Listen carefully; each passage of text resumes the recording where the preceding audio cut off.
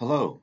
The purpose of this video is to explain the process of how to create a space plan or bubble diagram after you've done your programming matrix. One thing to note also is that on your program matrix, and we're using this website over here, is to plan out your stairs or stairwell. Okay. And then from there, you would like to also indicate where your stairwell should be directly accessible. So if you want your cafe and your stairwell to have a direct connection, then you should put a primary adjacency symbol on it. Okay.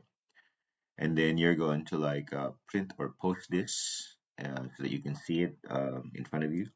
And the next step is basically doing your space planning. Okay. So for your space planning, let's turn on my visualizer here so I can select a camera. There you go. It would be best to do it on uh, the confinement of your building. So uh, here's our lot, right? This is not the absolute solution for the parking, but in this scheme, there was a driveway here or a maneuvering space, and the parking of cars goes perpendicular, fronting the neighbor in the rear. So this would be the rear neighbor,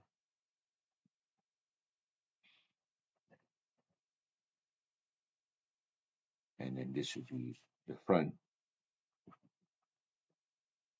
which is 34th Street, and then this would be your avant-garde alley. Okay, so confining my planning diagram onto this space would give me a good sense of the space required. And one of the first things that you need to space out is because we have two floors, where would you position your stairs and the elevator shaft? So if you wanted to allocate, let's say, the front space for an outdoor cafe, then you would, and it's best used to use a pencil.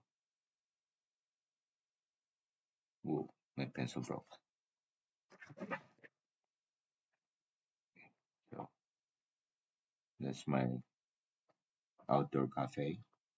And where do you want to put your stairs? Depends if you want to make your stairs a central element to your design, or you want to look at the stairwell as a utility or just part of something useful.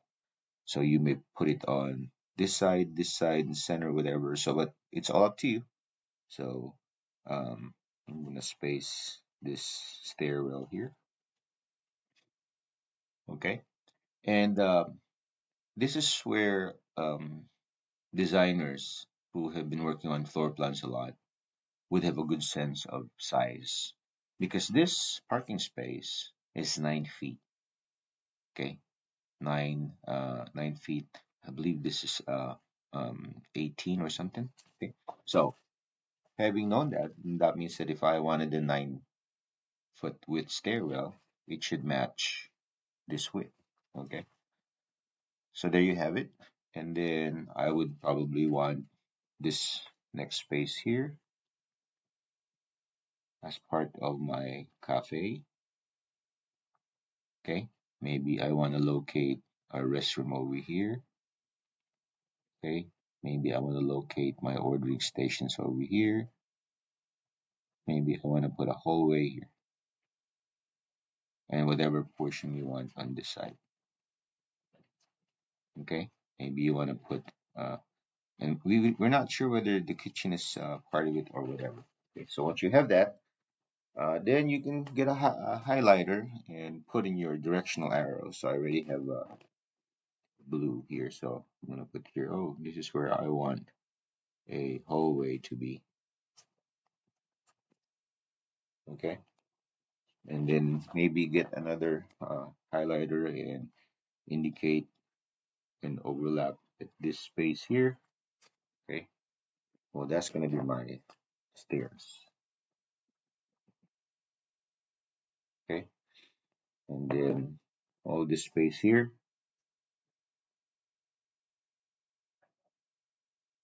that's going to be my outdoor carpet.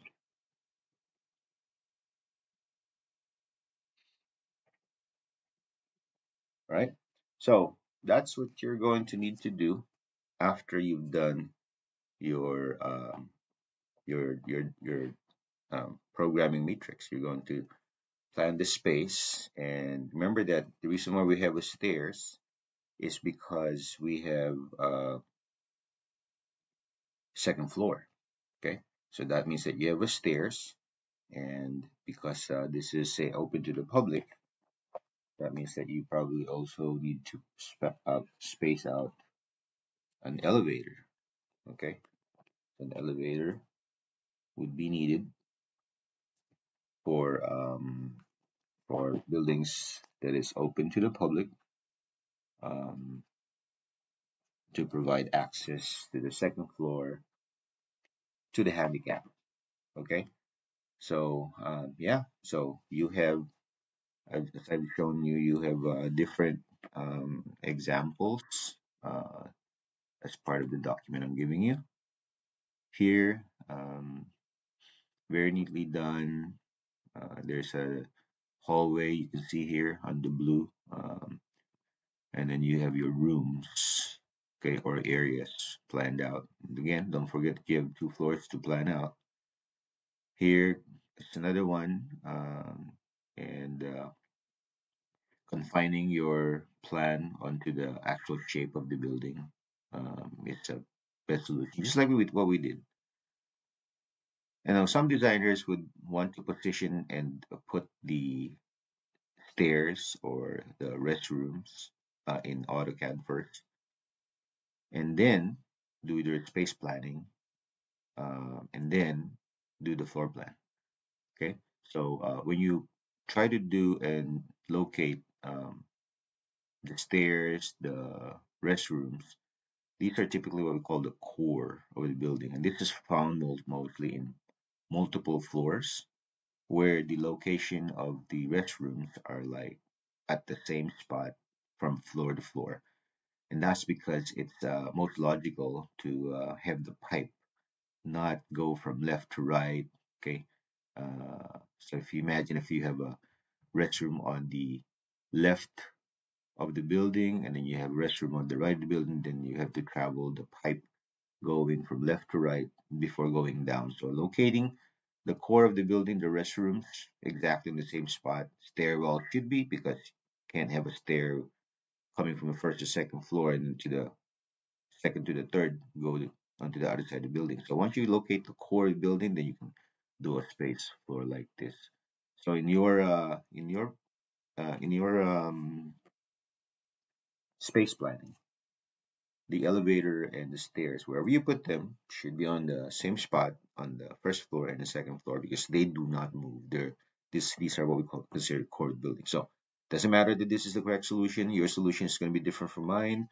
I'm just pointing out that if I wanted to make the stair an element, this architecture, I may want to highlight that one later on. So these things are already on your mind. Is the stairs just a utility function, or is the stairs an architectural aesthetic function? Do I want to put that on the corner here and I have a glass, and then the stairs is a as a focus architecturally, or do I just want to put that on this side and not really, make that like an architectural element? So these things you need to consider early on. Okay, so yeah, this is what we're going to do. We are going to do space planning, and we'll give you directions on what to post, where to post, or as part of your assignment. Okay.